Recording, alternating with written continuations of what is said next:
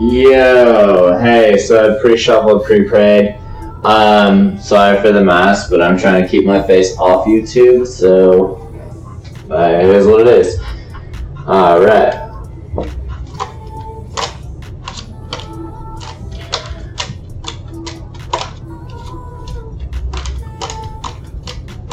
Also, I remember I pulled some cards for you last time, and you had that tower come up. I get a feeling that that combo with Crystal probably was that.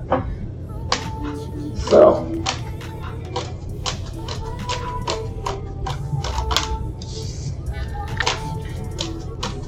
Funny how it all plays out, right?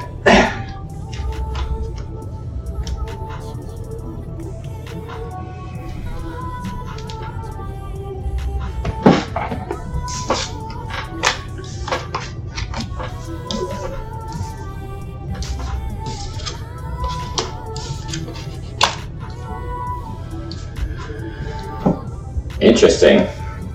I did not expect that. Well, I guess.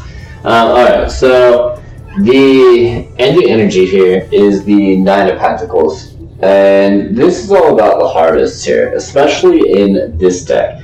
This deck is really representative of basically the things that you've been putting forth, your energy, your efforts, your manifestations, thoughts, everything really coming into fruition here and paying out big time. This person is dressed incredibly nicely.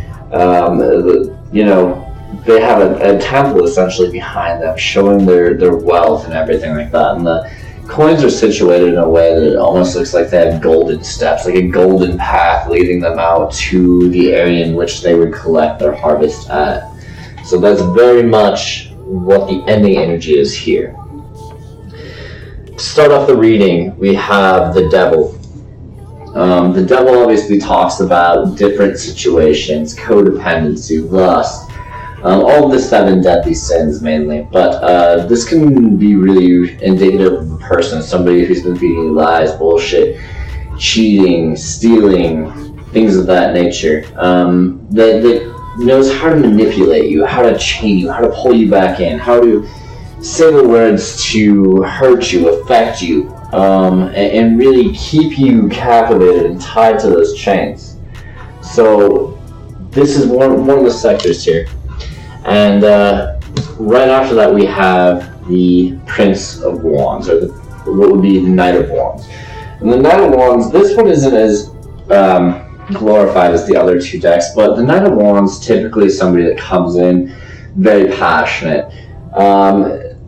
It's kind of a lusty card in the sense that it's typically like sexual desire, and they come in fast and quickly, and they're looking for ass, kind of. This one maybe not so much, but maybe it's more like fast passion, you know, they want to go on dates right away, and they want to, you know, just escalate things quickly. So it might not be like, hey, I'm looking for a booty call, but like it might be like, hey, I want to fuck you by like the first or second date, and I want to, you know, progress and move this thing fast. Like all of a sudden you go from like talking, and then it's just like boom, fucking that in the road, and your things are moving quickly, escalating quickly, especially in the physical department. We have the Queen of Cups here. The Queen of Cups really, to me, is probably a representation of you and your emotions, your emotional state, and what you're looking for in the emotional realm. That's kind of what I'm expecting to see in this category, but we'll see how it plays out. We have the Two of Wands. The Two of Wands is about what you're putting out there, what kind of energy you're putting out there.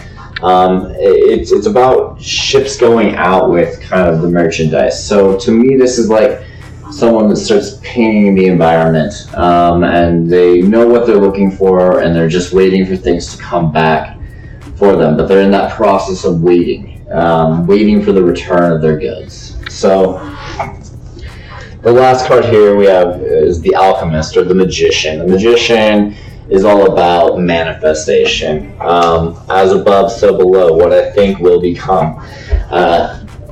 I will see it once I believe it kind of mentality, you know? Not the backwards of it, I'll believe it when I see it, but I'll see it when I believe it. So, let's get some clarifiers here. Because so far, we have kind of a widespread here, but it looks to be probably a lot about emotions and what you're going to have represented in your three-dimensional world.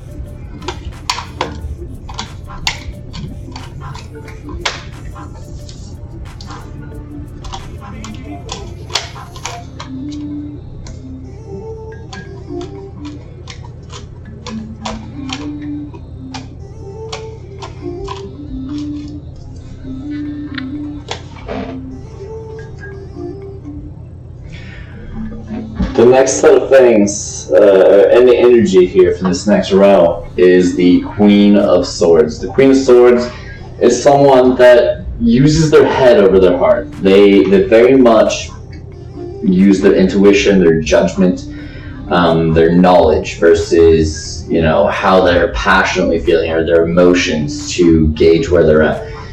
This person's very logical in their decisions and how they move, and they're very methodical about going through that kind of a realm. This queen is probably the coldest of the queens out of all the decks. You can't really see it, but right there where my finger's at, you can see that there's a heart in a cage. So they're pretty closed off emotionally. And as far as when they're making choices, they're doing it with their head. And to me, that's guidance for you as to what you need to do. Because underneath the Devil card here, we have the Seven of Pentacles. And this Seven of Pentacles is all about manifestation.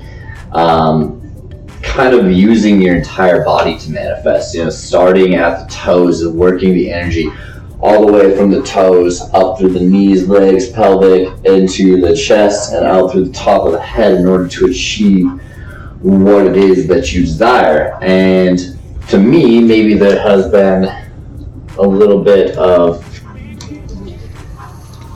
lust, desiring. Maybe that's been where your mind's been at for a little bit.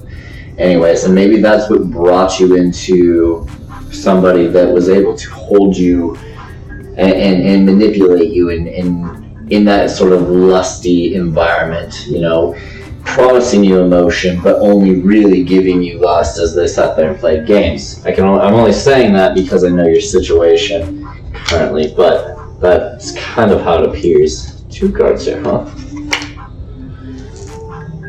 So, the next set here, we have the the Knight of Wands and Death. And Death here is represented as actually being pregnant. This is the end to start something new. So to me, this really reads a lot as ending this I'm chasing after people that want to rush things, move quickly, that want to jump right into bed, or that is their goal, or that you're not going to be a sucker to the false promises of relationship commitment and then be led down the path of, oh, we're just fucking. Like, weird how that worked, but it is what it is, right? You know, like, you get sold one thing and really end up buying another, and it turns into a bunch of bullshit, you know? So it talks about the end of that mindset is really what I'm picking up. There's the end of this mindset here of allowing that to happen, and I don't feel like that's just in your situation with a guy, but all guys, you know, at least for the time being. I think you're moving past that and realizing that whenever that's happened, whenever people come at you like that, you're kind of typically getting left in situations that maybe aren't exactly what you were looking for at all in the first place. So that's something here. The Nine of Pentacles, same card we have here underneath the Queen of Cups. The Nine of Pentacles talks about, that flourishing, that development, and the harvest, the being ready, that emotional side of you, being ready for what it is that you're looking for. So I feel like I'm wording this poorly, but basically you're emotionally ready to move on to the next step, but you still have this kind of activity, these activities right here, the quick movement, the chains, the allowing people to manipulate you and even control you to a certain degree in some of your actions, holding you back from maybe achieving your highest emotional self, that harvest, that potential for what you're looking for here. We have the Nine of Swords, and we have the Page of Pentacles here. Page of Pentacles, sorry, I thought it might have been a wand. This one's looks a little bit different here. But with the Nine of Swords, talks about your thoughts maybe leading you to a bit of anxiety, a bit of stress, and maybe that's something that has been eating at you and your ability to clearly navigate through a lot of situations. There's been a lot of stress, and I really feel like it's just from you dealing with this kind of devil energy, somebody dicking around with your head, kind of fucking with your head a lot as far as what's good for you, and what you want, because you keep thinking that you're gonna get this, promise of commitment, but really all you're getting is change. You're getting bondage. You're getting sold, slavery to this idea, this mindset that's not even really there. It's like smoke and mirrors kind of shit. We have the Page of Pentacles, and the Page of Pentacles talks about the ability to, or basically a message coming in. And this is going to be a three-dimensional message, an offer of something really tangible that is potential. It's young, so it doesn't have a lot of the maturity that it needs to fully grow. But the thing is that if you give it time to grow, if there's no rush here, there's the end of the rush here, it will grow. It just can't grow right away. Because sometimes people make promises that they just don't know how to keep because things happen so quickly. And all of a sudden they're overcommitted, overextended to a situation that they just don't know how to fulfill anymore. And there's so much going on that all of a sudden they just can't keep up with all the stuff, So this to me talks about a lot of, allowing things to really grow and giving it the time and maturity for the message or the potential that's there to actually grow before you pick the potential.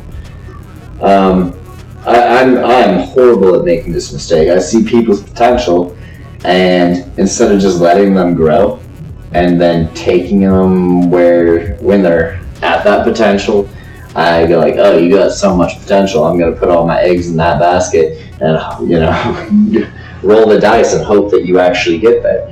The thing is by me doing that, a lot of times it just dicks things up and it slows the process down because all of a sudden they weren't really ready for it as much as they wanted it.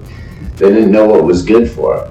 So this to me is a lot about keeping things kind of on a slower scale and allowing things to grow more maturely so that you can get rid of some of these more anxiety, more stress, because when things are rushed, all of a sudden that's when you have all this stress and this shit going on because things feel fast and they feel heavy. And while it does have some benefits, that come with it, there's a lot of weight to it too. If there's no foundation, there's no stability to it, there's no way it's going to work, and the potential's gone before it even started. With the Alchemist, the Magician, we have the Five of Swords here. And the Five of Swords talks about a lot of conflict. It's a mental conflict card, but it is actually also an external conflict card. This one's probably more internal than anything for this deck, but it doesn't mean that there's not outside issues so with it. You know, people saying hurtful things, saying mean things, not, you know, hanging out, you feeling excluded, whatever the case may be. You know, people just talking shit and actually being argumentative. Maybe there's going to be probably some verbal arguments that come your way, and really you're manifesting a lot of these by probably having conflicting arguments by yourself. You're probably sitting there, you know, pacing or driving in your car, whatever. I don't know how you externally think, but you know, playing these one-sided arguments out loud, and you know, they're arguments that haven't even happened. You don't need to happen, and yet they're just things that you want to say to get off your chest. And by doing that, you're feeding the energy to breeding in actual conflict, actual arguments, actual issues. I hope that makes sense, but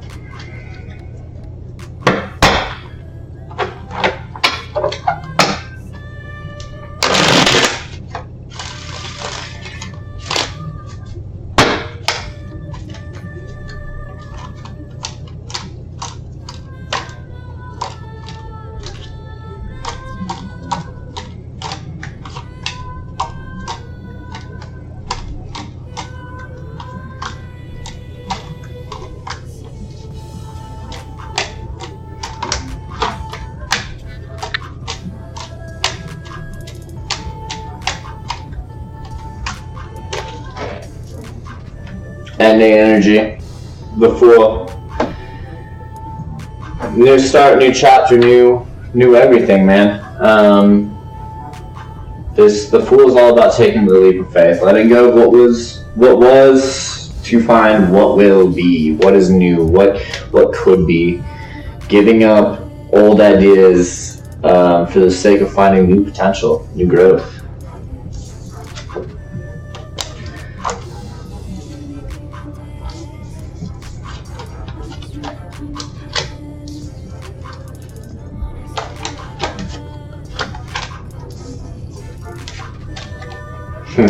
Of course.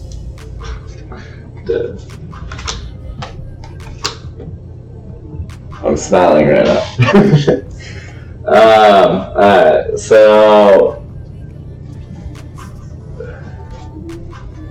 we have the Eight of Wands with the Emperor here, underneath the Devil, and the Seven of Pentacles. This talks about a conversation that has to happen essentially with the Devil, or as I'm going to just name it since I know the situation, probably with Skylar.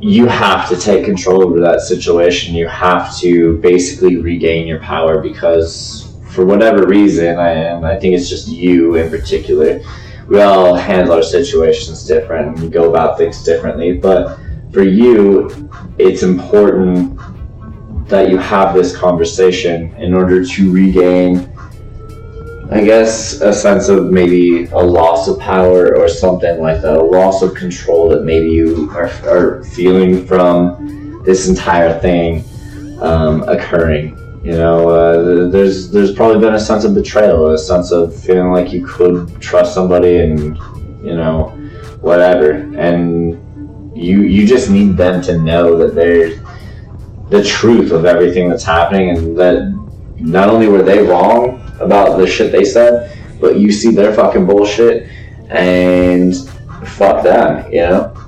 Fuck them.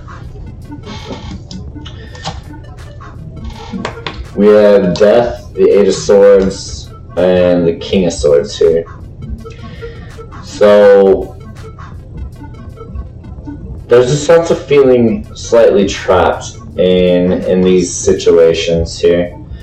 I feel like what I'm reading here is really that there's an inability to find essentially guys that are not just total fuckboys or worthless. I don't even know if it's necessarily fuckboys as much as it is just kind of like not worth your time, you know?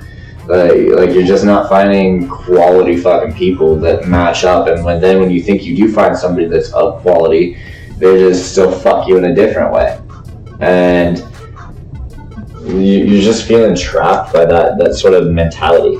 That's just how things are. Like every which way, it doesn't matter if you go for somebody that's the strong silent type or the overly emotional type. Either way, you get dicked on, and you're just stuck with, you know, kind of a shit dating pool or something like that. And I get that from the King of Swords. It's just no matter which way you go, there's just turbulence. It's always just turbulence. Every situation is just turbulence as far as guys go. That's gotta be a tough place to be stuck at, but we gotta manifest outside of that, because you're emotionally ready for a real connection, like a real person, you know. No more of these people that just want to fucking waste time and play games, and you know, or aren't ready for that shit themselves. So, which is nice, because the next set of cards here, we have the World and we have the Three of Pentacles. And the World talks about the ending of major chapters, the ending of big cycles, and moving beyond where you were at. And I think a lot of that is just, you have to break kind of this devil energy and this mentality of moving quickly. And as you do that, when I say you moving quickly, I don't mean you necessarily. I mean maybe other people tell you that it needs to move quickly. It's okay to give people a fucking finger and tell them to fuck right off. If they don't like that, they're not the fucking person for you. You know what I mean? Because, like, no matter what, dude, the right person is always going to find you at the right time, and they're going to accept you in every way that you are. And they're going to love you for your perfections, your imperfections, and the way you need to be loved. And they're not going to need to change you, because you're going to be exactly what they're looking for. So, keep that in mind, alright? Because this is the ending of that cycle. You know, you gotta let go of that. You gotta break this feeling stuck to that kind of realm, that mentality that every last guy is gonna be like that.